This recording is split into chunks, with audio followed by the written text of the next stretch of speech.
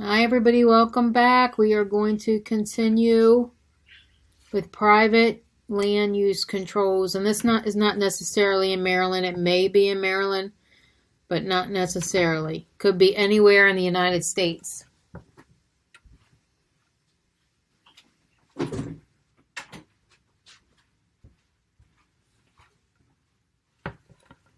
Alright, so just where do land use and the practice of real estate connect? Land use controls impact the property use and the property value. A land use control can increase property value by prohibiting inappropriate use and activities in the surrounding area, such as preventing a big box store from springing up in a neighborhood street. An example of a decrease, I wish this thing would stop bouncing down here. I'm sorry, I don't know why it keeps doing that. An example of a decrease in property value would be when an area initially zoned for multifamily is rezoned as single family. This might increase the value of a multifamily property already there, but it would decrease the value of undeveloped lots, which would now be limited to the development of a single dwelling.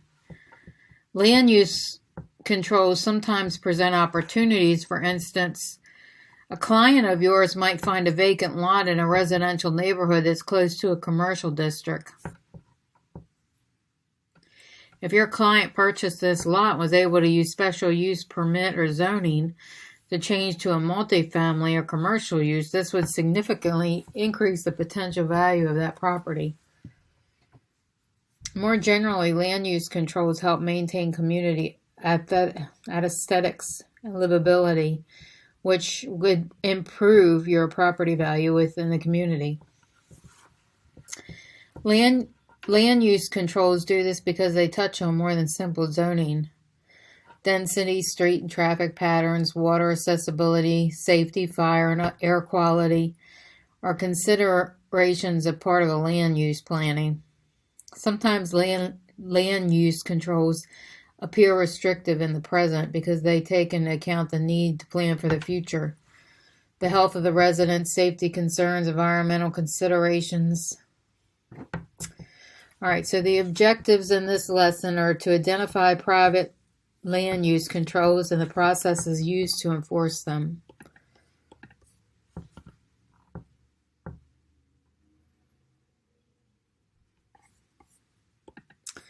All right, so let's take a moment to meet Jerry Colby, a new real estate licensee, and follow him as he learns about land control and regulations.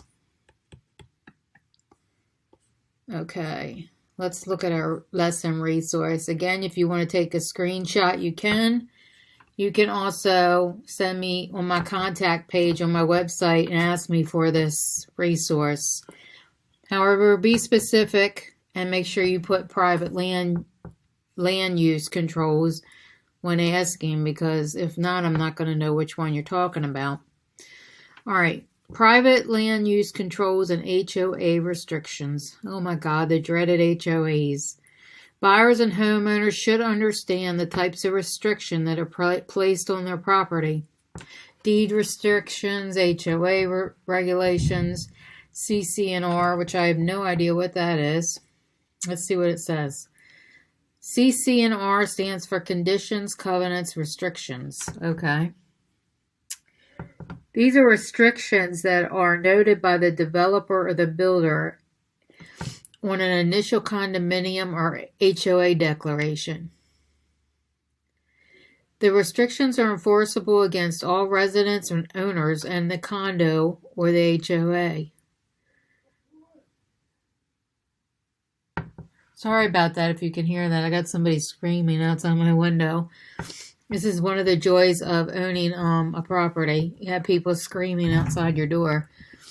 Okay, they'll likely be referenced in the property deed, but they aren't deed restrictions. Violations of the CC&R may be enforced through fines or a lawsuit, but ownership isn't threatened by violation, as it would be a deed restriction. Homeowner associations, or HOAs, are automatically subject to certain rights, responsibilities, and obligations. And the CC&R, I don't think is something you pay for, but I know the HOAs you got to pay for. This is like a handful of people telling you what to do with your property. They can fine you if you don't do what you're supposed to do. And they can make things up as they go along.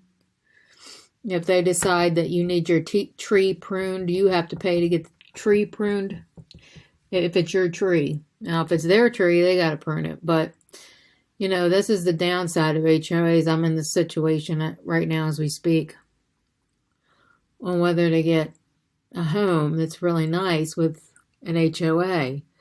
Because it's like, do you really want somebody telling you what to do on your property? You'll have to make that decision. Which of these 4 items may be examples of private land use controls? All right, let's look. Deed restrictions. I don't know. What else do we read? Let's go back in here and read it. Land is always controlled by someone, either publicly or privately. Private controls are easements, liens, and deed restrictions.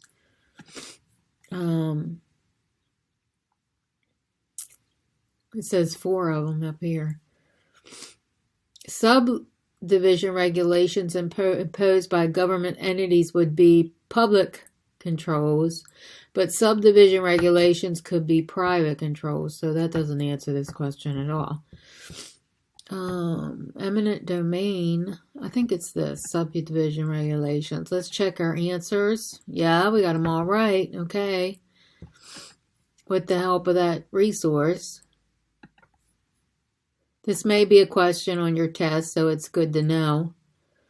All right, this is the end of this lesson. Our next lesson is going to be deed restrictions.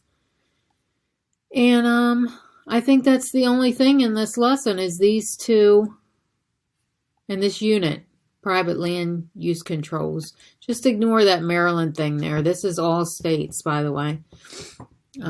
It's just that I'm happy to take the Maryland one, but this applies to all states in the United States. Now, internationally, I have no idea what you're doing.